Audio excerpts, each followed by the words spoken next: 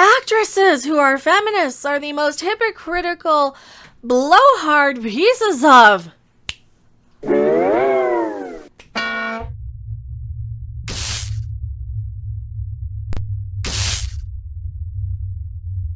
marketing. They're marketing. They're pieces of marketing. They're tools used to market films, and that's all they are. That's what they will say and do and agree with anything, no matter how hypocritical it is. I am Mecca. I am a consumer advocate. I talk about social issues. I talk about this sort of thing, you know, the male gaze. I also like talking about things as they apply to the normie audience, which is definitely what I'm part of. I'm the person that can tell you why the movie didn't make $1 billion at the box office. I'm the person who's worked at the department stores with the ladies who go to these things and say, did you just go to this one or are we skipping this one?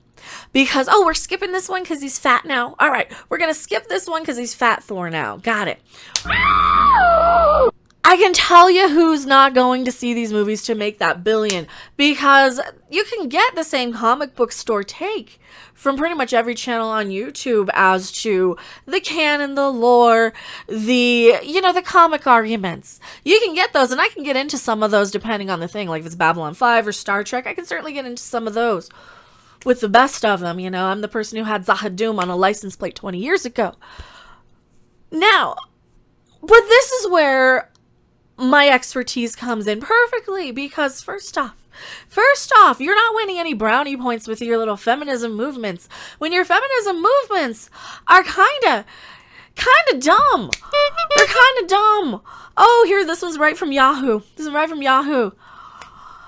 Léa Seydoux, we got rid of the male gaze. There's no time to die's returning Bond girl, Léa Seydoux. Really? Okay, so he had a couple of Bond girls in there. He had the wifey wife who's in there twice, from what I've seen, and there's another Bond girl in this movie that you might want to, I don't know, have watched the freaking movie before you open your mouth and start your yapping, lady, because when I see Ana de Armas in this movie, I mean, is she not for the male gaze? Is she not for the male gaze? I don't know. She's not for the male, you know.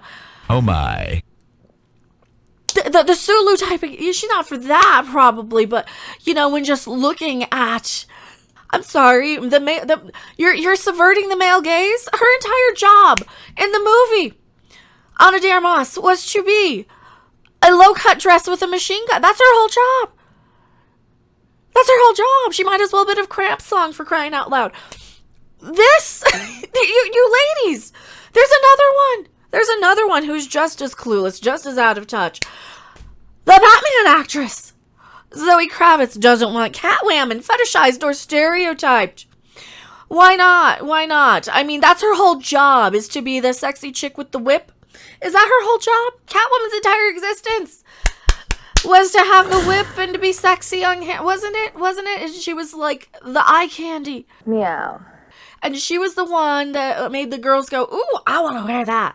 I want to be Catwoman. Let me be Catwoman. Can I be Catwoman? That's way more fun than being some grumpy old white dude who just solves crimes and stuff, right? For a woman, from a woman's point of view, right? From that perspective, because seriously, you don't want to go to some channel owned by a bunch of dudes to hear what a woman has to say, do you? You want to come here. And when I see Zoë Kravitz, shout out to Mr. Burns Cat for this picture. She wants to avoid fetishizing and stereotyping Catwoman, but she's basically wearing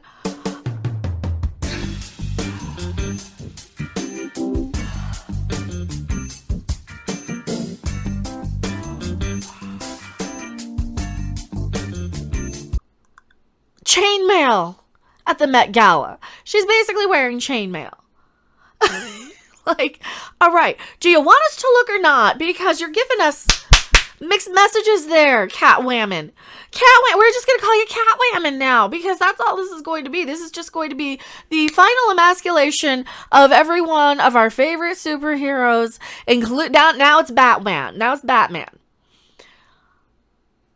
The star in this role this time around is Zoë Kravitz. She certainly wants to bring a unique approach, though it's a little late for the production on the anticipated sequel. She has conditions for how her Selena will be treated and received by fans. You're not the boss of me. You're not the boss of me. I'm gonna look at your Catwoman, and I'm gonna think about things, and I'm gonna think about a lot of things, and there's nothing you can do about it. Oh, no. There's not a thing you can do, because you put it into my head now.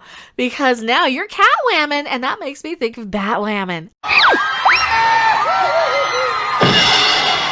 Oh, yes. And if you're going to be covered up from head to toe, then I'm just going to imagine you're not. Because you cannot control my imagination, and neither can you, Bond lady. Neither can you, Bond girl, especially when your co-star is walking around in this the entire time. Your co-star, well, she's only in the movie for 5 minutes. But no, you didn't get rid of the male gaze. You annoyed the crap out of us and made James Bond not want to live anymore to deal with your bitching and your daughter's mumbling. That's what it was. Oh, Papa, I do not want this for breakfast. Can I have something else for breakfast? And that's her whole kid. According to what I've heard. Because I can't, say I've seen the Bond movie or anything. But from what I heard on my other monitor, between her and the daughter and this one, just standing there looking like a Karen, looking like a raging Karen, doing nothing. Oh, poor Lashana Lynch. We've been too hard on Lashana Lynch. This lighting director is racist.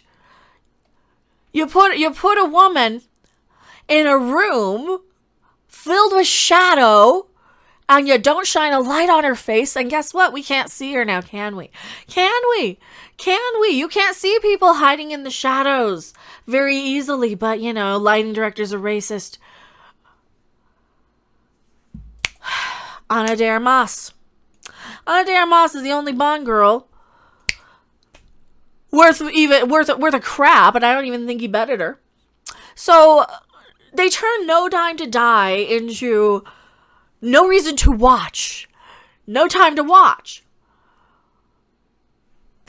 And now they're turning Batman into Catwoman, nagging at Batman, saying, don't you look at me, don't you look at me. And that's going to be another thing. They're going to not like this woman either. You're not going to see anything on her either. They're just going to put her in the shadows.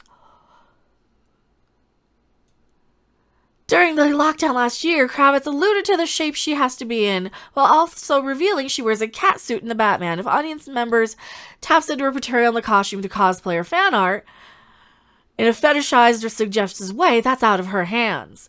Yeah, you're not the boss of me. We can think and imagine and look because we have tradition.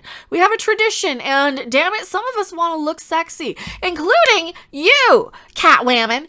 Catwoman, you want to look sexy, don't you? I think you do. I think certainly little Bond girl does. Little lady whammon Bond girl. And that's all I have to say about that. I am Mecca, and I will see you in chat. I'm not going anywhere. Neither are you. Thanks for watching. If you liked it, make sure to hit that like button. And if you want to see more, don't forget to subscribe. See you in the next video. Bye! We live in a society, Batman,